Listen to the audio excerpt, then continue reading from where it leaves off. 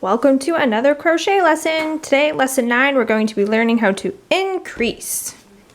So right here, I've got just some basic single crochet stitches done into a foundation chain.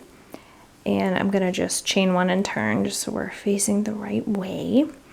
So it's pretty much the same no matter what stitch you're doing, single crochet, half double crochet, etc. You're usually going to work 2 into the same stitch. So here I'm starting with 1, 2, 3, 4, 5 stitches. So we're going to increase that. So I'm going to work 2 single crochet. So there's 1.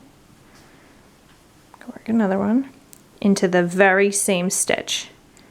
So you'll see I have 1, 2 stitches in the same stitch. So I'm going to do that again in the next stitch.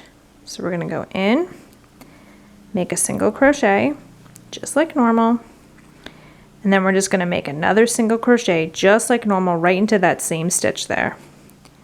So again, I have 1, 2 into that one stitch. So I'm going to do it again. 1, 2, 1,